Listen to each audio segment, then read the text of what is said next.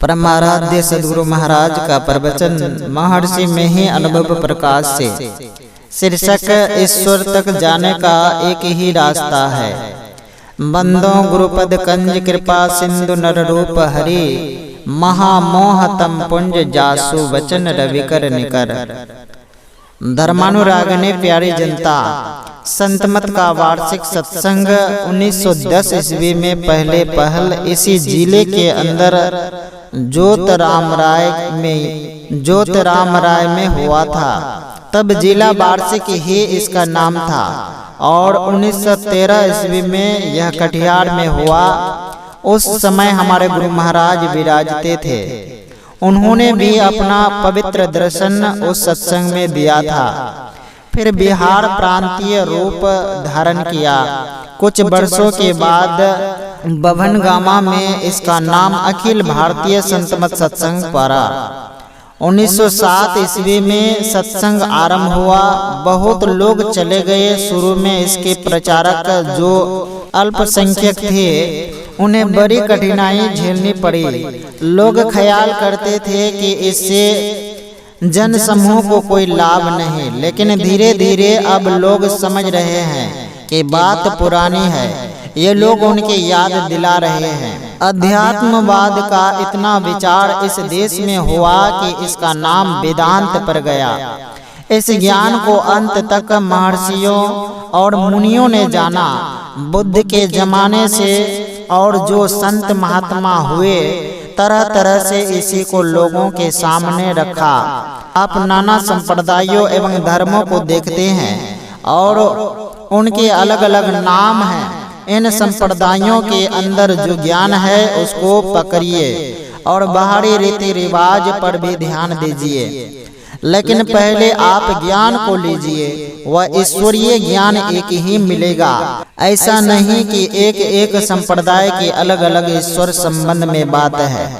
लोग समझते हैं कि जैसे एक गांव में जाने के लिए अनेक रास्ते हैं, उसी तरह ईश्वर के पास जाने के लिए भी है। ठीक ठीक इसको विचारो। कोई राम, कोई गॉड, कोई अल्लाह कहते हैं, तो ये ईश्वर अनेक नहीं होते, ईश्वर एक ही रहते हैं। उसी तरह से कोई शिव की पूजा की सामग्री लेकर शिव की पूजा करते हैं, कोई विष्णु की पूजा की सामग्री लेकर विष्णु की पूजा करते हैं, कोई गणेश की पूजा की सामग्री लेकर गणेश की पूजा करते हैं, कोई सूर्य के उपासक पूजा की सामग्री लेकर सूर्य की पूजा करते हैं। इन भिन्न भिन्न तरह की पूजा को देखकर लोग कहते हैं कि ईश्वर पाने के बहुत रास्ते हैं। असल में ये रास्ते नहीं है, लेकिन ये अनुपयोगी हैं। ऐसा मैं नहीं कहता, जिसको रास्ता कहते हैं। इसके द्वारा उस पर चलने के लिए सहायता मिलती है। रास्ता कहाँ तक है, कहाँ तक पहुँचता है, रास्ता पर चलने वाला कौन है, यह जानेंगे तो कहेंगे कि सबका एक ही रास्ता है। सभी आस्तिक कहते हैं कि एक ईश्वर तक जाना है, चाहे वह वैदिक धर्म तथा उसके अनेक संप्रदाय के कोई हो, अथवा इस्लाम या ईसाई धर्म के हो। सभी धर्म वालों से आप पूछिए कि क्या ईश्वर आपके अंदर है। आप पूछिए कि ईश्वर सर्वव्यापक हैं। इसको मानते हैं। बहुत लोग नहीं जानते हैं और जानने वाले कम हैं। वे कहते हैं कि ईश्वर सबके अंदर है। दूसरी बात यह है कि अपने आप को समझो कि हो या नहीं। प्रत्येक के विचार में है कि मैं हूँ, लेकिन मैं कौन हूँ इसका निर्णय कम लोग जानते हैं। कुछ लोग अच्छे विद्वान हैं, साधु संत है, सत्संगी है, वे जानते हैं कि कोई बौद्धिक ज्ञान में मानते हैं और बहुत कम अनुभूति के रूप में जानते हैं। अपरोक्ष रूप में इसका ज्ञान हो कि मैं यही हूँ, जैसे अपने शरीर को देखता है, ऐसे बहुत कम लोग होते हैं। ये ही महात्मा होते हैं जो संत कहलाने वाले होते हैं। वैसे तो भेष में कुछ कह दीजिए, लेकिन यथार्थ में संत वे ही हैं जो ईश्वर को पहचानते हैं। अच्छे विद्वान और जो पढ़े नहीं हैं, किंतु जिन्होंने सत्संग अधिक किए हैं, वे भी सत्संग के द्वारा बौद्धिक ज्ञान में जानते हैं। मैं अपने शरीर में हूँ और ईश्वर सर्वव्यापक है और ईश्वर सर्वव्यापक रूप से सब शरीरों में है। जीवात्मा को चाहिए कि वह परमात्मा तक पहुँचे, ईश्वर दर्शन करे। यह इसलिए कि उस दर्शन से मनुष्य परम शांति को पाता है। बिना इस दर्शन के परम शांति नहीं मिलती। जो जानने वाला है वह जीवात्मा है और उसी को परमात्मा तक जाना है। दोनों इस शरीर में है, लेकिन कुछ कारणों से जीवात्मा को ईश्वर की प्रत्यक्षता नहीं होते। वे कारण ये है कि माया के स्थूल सूक्ष्म आदि भेदों से जीवात्मा के आवृत रहने में उसे केवल इंद्रिय ज्ञान में रहना पड़ता है। इसलिए उसको इस दशा में ईश्वर का प्रत्यक्ष ज्ञान नहीं होता। चाहिए कि यह जीव चेतन आत्मा अपने को इंद्रिय ज्ञान से बाहर कर निजी में हो जाए, तब ऐसा जहाँ पर हो सकेगा वहीं ईश्वर का दर्शन होगा। और ऐसा होने के वास्ते माया के सब आवरणों को पार करना उसके लिए जरूरी हो जाता है। एक ही घर में दो मित्र है व एक ही घर में प्रभु और दास है, तो मिलने के लिए घर ही घर चलना होगा। बाहर जाने की क्या जरूरत है। दिल दिल में खुदा है, ईश्वर सर्वव्यापक है।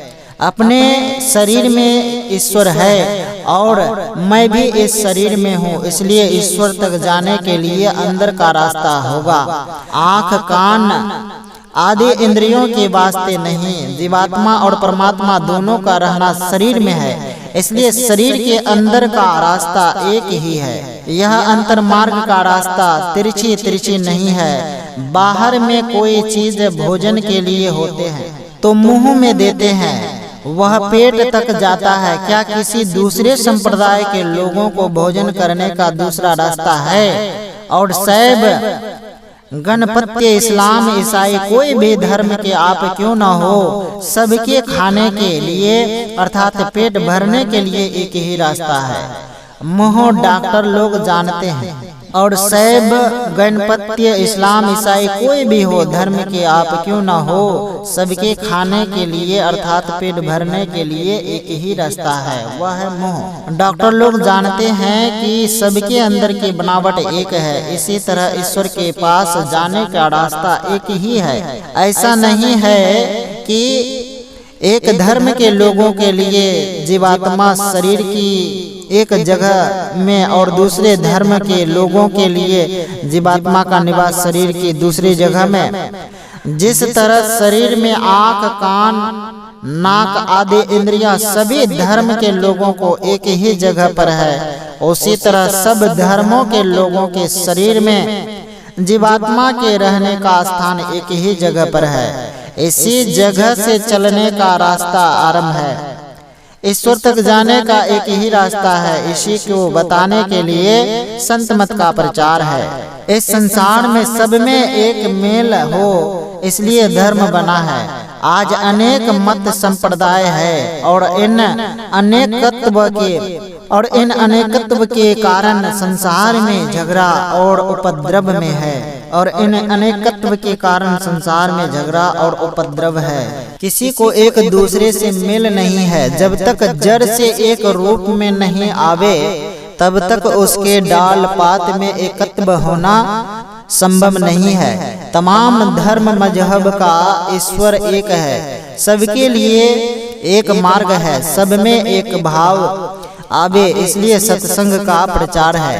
पहले द्वंद्व द्वेष अपने देश से भागे, फिर विश्वास, फिर विश्व से भागे। जब तक द्वंद्व मचता रहेगा तब तक शांति नहीं मिलेगी। जब तक धर्म को नहीं समझेगा तब तक द्वंद्व नहीं मिटेगा। धर्म का मूल ईश्वर है। एक ईश्वर को समझ लेने पर आत्मवत् सर्वभूतेषु हो जाएगा। जब से बोलने का मुंह में बोल आता है तभी से राम राम शिव शिव ईश्वरवाचक शब्द हमसे कहलवाया जाता है।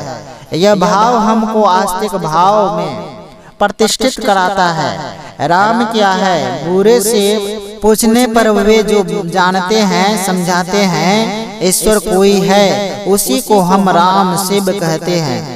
संसार में देखते हैं कि घर में भी एक मालिक होता है, प्रांत में एक मालिक होता है, देश का एक मालिक होती है, देश का एक मालिक होता है। उसी तरह विश्व का एक मालिक है, इसी को ईश्वर कहते हैं।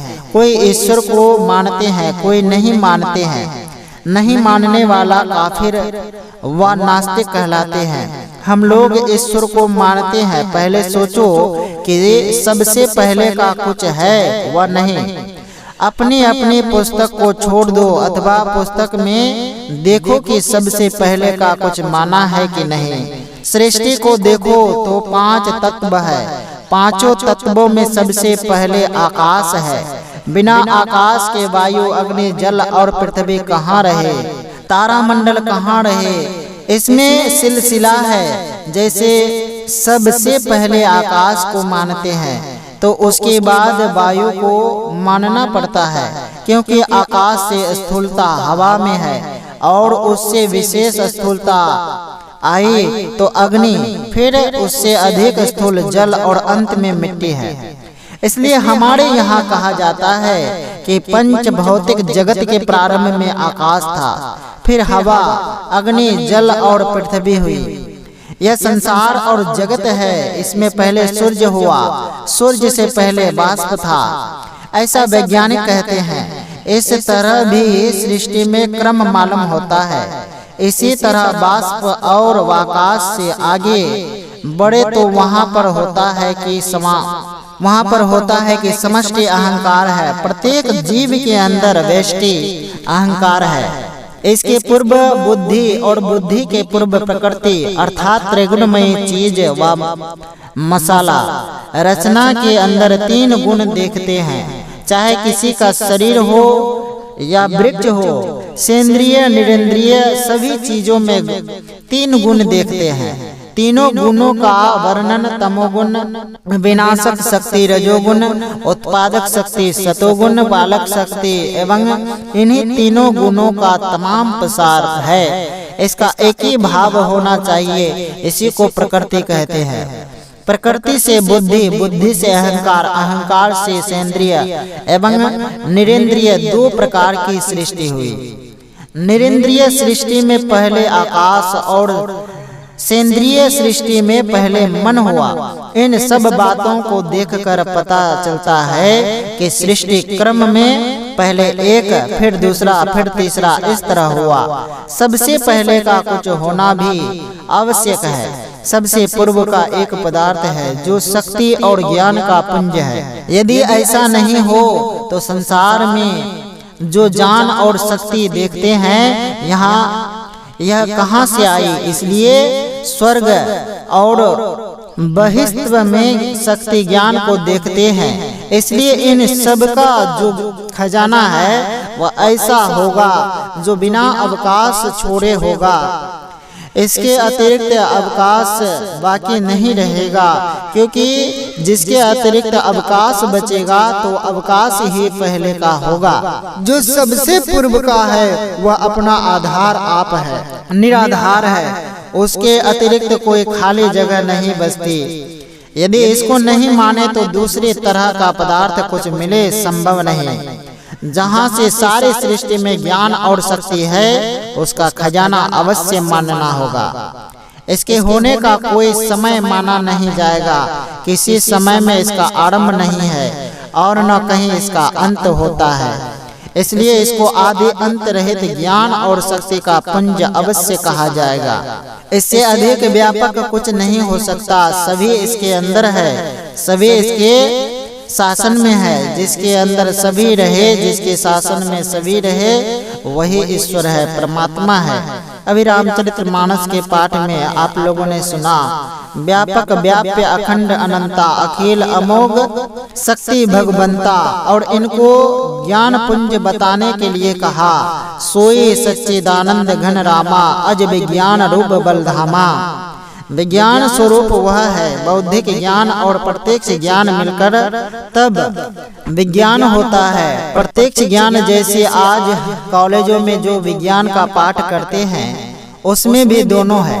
पहले बौद्धिक ज्ञान फिर प्रत्यक्ष ज्ञान। किताबों का ज्ञान बौद्धिक और फिर उसको प्रत्यक्ष करके दिखाया जाता है। इसी तरह अध्यात्म ज्ञान में भी है। सृष्टि को सजाने वाला परमात्मा है, किसको कैसे बनाऊं इसका पूर्ण ज्ञान उसी को है, इसलिए वह विज्ञान स्वरूप है। भौतिक विज्ञान के वैज्ञानिक संसार भंडार से कुछ लेकर कुछ निर्माण करते हैं, बिना उत्पादन के कुछ बना नहीं सकते। जैसे कुम्हार पंडित बर्तन बनाते हैं, उसका उपादान मिट्टी है।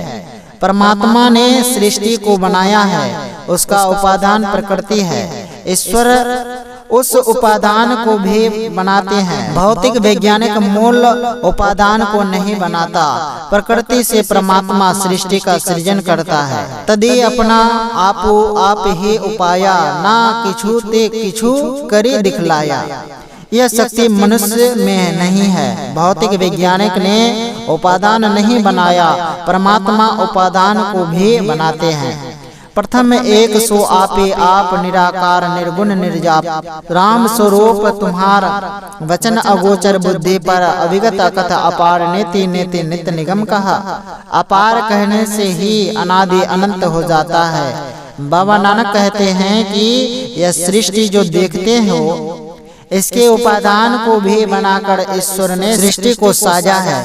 परमात्मा और भौतिक वैज्ञानिक की शक्ति बराबरी नहीं हो सकती, क्योंकि भौतिक वैज्ञानिक बिना उपादान के कुछ बना नहीं सकता और परमात्मा उपादान को भी बनाता है। आजकल कुछ लोगों के अंदर ऐसा भी प्रचार है कि परमात्मा के दो भाग हैं, एक को सगुण और दूसरे को निर्गुण कहते हैं। एक भाग को प्रकृति ने अपने कब्जे में ऐसा किया है कि जैसे कुम्हार मिट्टी को जैसा चाहे वैसा बनावे।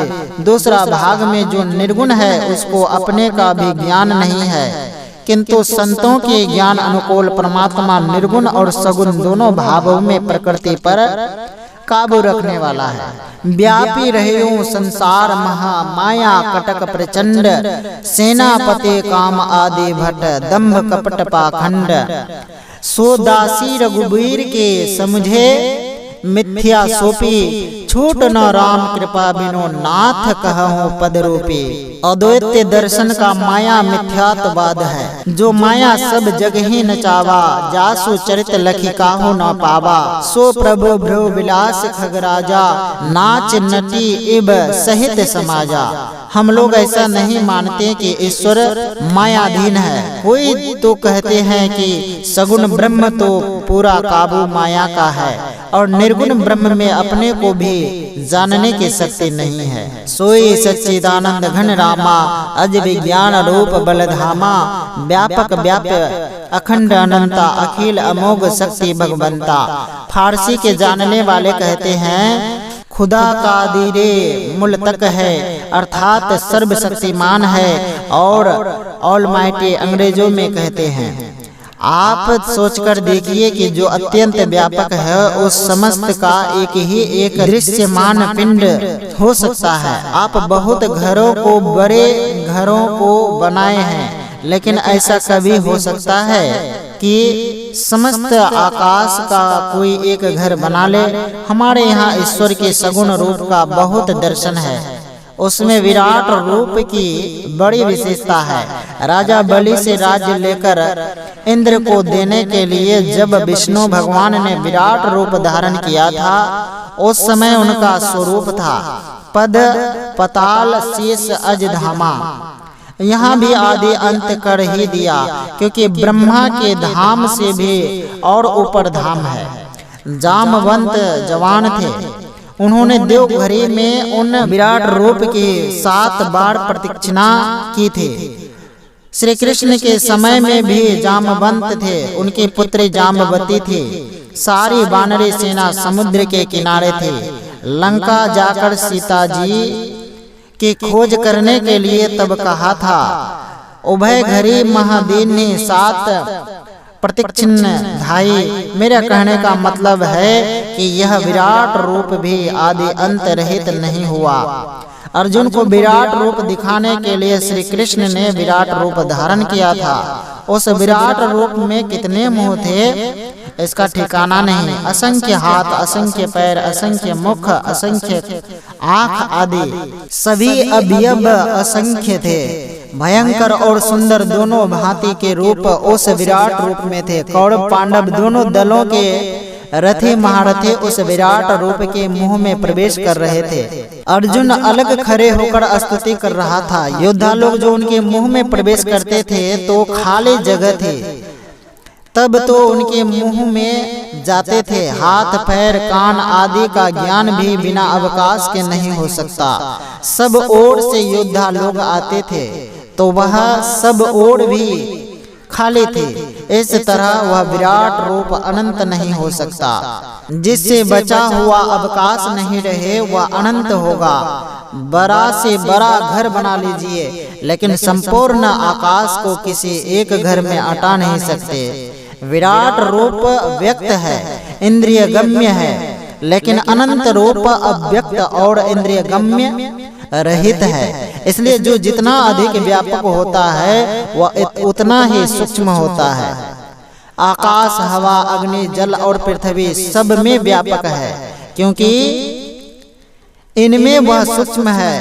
एक शेर बर्फ को पानी बना लीजिए तो बर्फ से जल की व्यापकता अधिक हो जाएगी, और जल को बाष्प बना लेने से उसकी व्यापकता उससे भी अधिक हो जाएगी।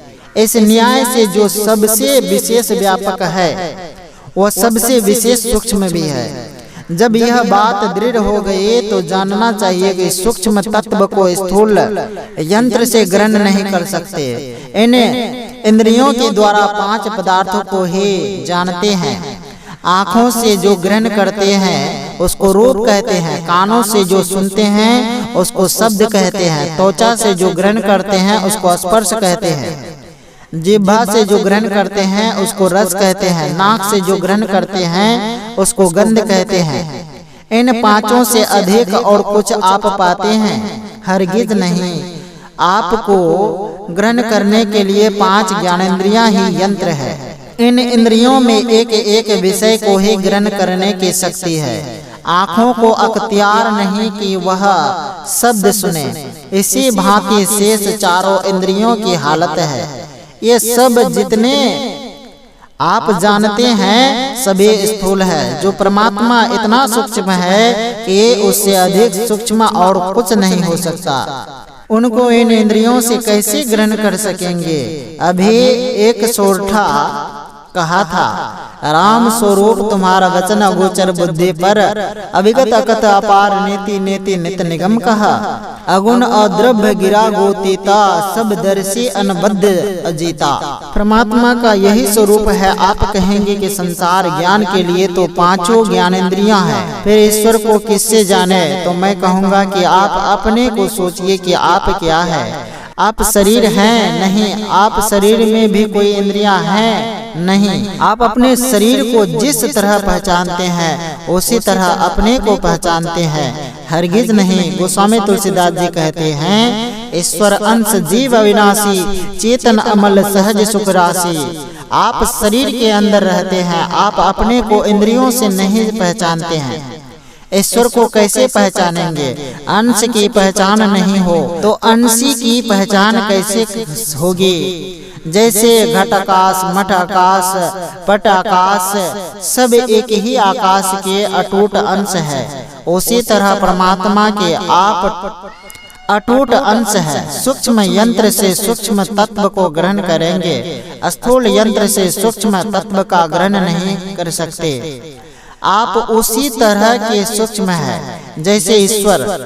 जैसे आँख से जो देखिए वही रूप है, इसी तरह जिसको आप अपने तय से चेतन आत्मा से पहचान ले वही ईश्वर है।